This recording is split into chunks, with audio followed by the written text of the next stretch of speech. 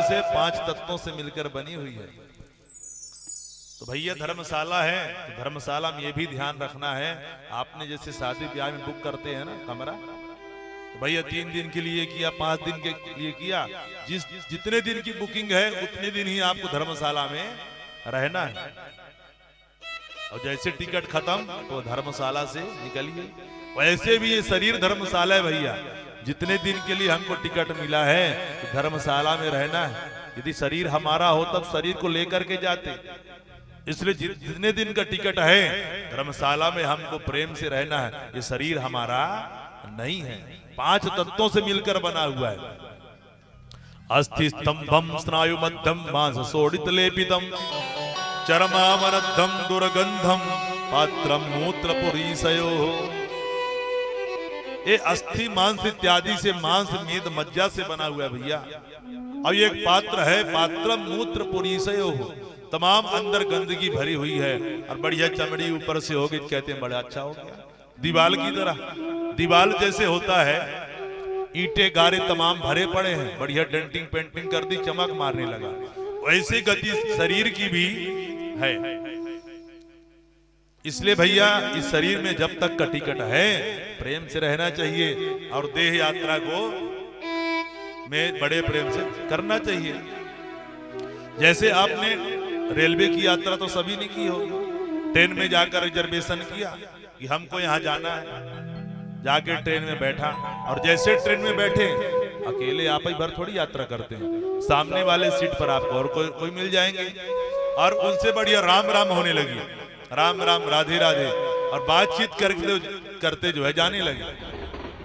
बहुत अच्छा लगा भैया, ऐसे बात करते करते जा रहे हैं, अचानक से सामने वाले की स्टेशन आया, अपना बोरिया बिस्तर बांधा चले गए। इतने में दूसरा यात्री आया, वो चला गया, दूसरा आया, अब दूसरा आया, उसके साथ बात करते जा रहे हैं। ऐसे भैया पुराने जाते जा रहे हैं और नए आते जा रहे हैं। जीवन की यात्रा भी इसी प्रकार से है, जैसे ट्रेन में बैठते हैं, ऐसे इस संसार में जब हम आए किसी से कोई परिचय नहीं था, एक बच्चे के रूप में जन्म लिए, धीरे धीरे परिचय हुआ कि माताजी, पिताजी, काकाजी, दादाजी, फूफाजी, मामा जी, अनेक रिश्तों की लंबी लाइन जो है हमारे सहयात्री मिल गए। जैसे आगे गए भैया यात्रा में, बाबा जी के स्टेशन आ गया, वो चले गए। लेकिन उसी समय नया यात्री हमारा जो है बड़े हुए, ब्याह हो गया, जिसको कभी हमने देखा नहीं था वो हमारे यात्रा में आकर के शामिल हो गई। अब उसके साथ हमें यात्रा आगे बढ़ाना है। फिर आगे बढ़े, पिताजी के स्टेशन आ गए, वो चले, फिर कुछ दिन बाद पुत्र हो गया। इस प्रकार से पुराने पुराने जो जाते जा रहे हैं, नए आते जा रहे हैं। तो यात्रा का नियम है भैया कि यात्रा जब हो तो यात्रा प्रेम से हो। कई बार आप देखिए ट्रेन में जैसे बैठते हैं ना, तो आपने जैसे जाके बैठा, एक यात्री बगल में बैठा है और उसके साथ पता चले लड़ाई झगड़ा हो गया, और इतना लड़ाई झगड़ा हो गया कि 2-4 धक्के मुक्के भी हो गए, हो जाते हैं ना कई लोग, और 2-4 चप्पल उसको लगा दिया, वो भी लगा दिया है? अब यात्रा कर रहे हैं वो भी, अब मार लिए दोनों को भैया और अपने मुंह को घुमा के बैठ गए। तो यात्रा तो वो भी कर रहे हैं, अब जाएंगे जहां तक मुंह घुमा के बैठे हैं, लेकिन उनको यात्रा का आनंद नहीं आएगा।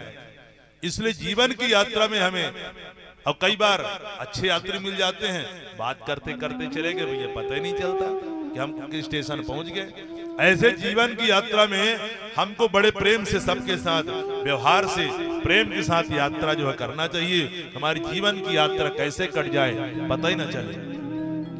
लेकिन प्रेम भी भैया इतना हो कि ध्यान रहे कि स्टेशन आना है। अब ये नहीं कि इतना ज्यादा प्रेम आपको हो गया, अरे भैया आपका स्टेशन आ गया, ट्रेन खड़ी है, और आप अपने यात्री से इतना ज्यादा प्रेम में मगन हो गए, अरे भैया क्या करें, आप से छोड़ने का मन ही नहीं करता, लगता है आपके साथ और यात्रा करें, और आप बैठे ट्रेन छूटने वाली है तो क्या होगा, काला कोट वाला टीटी आएगा, धक्का मारकर बाहर निकाल, चलो तुम्हारा भैया यहीं तक का टिकट था, बोलिए राधे राधे।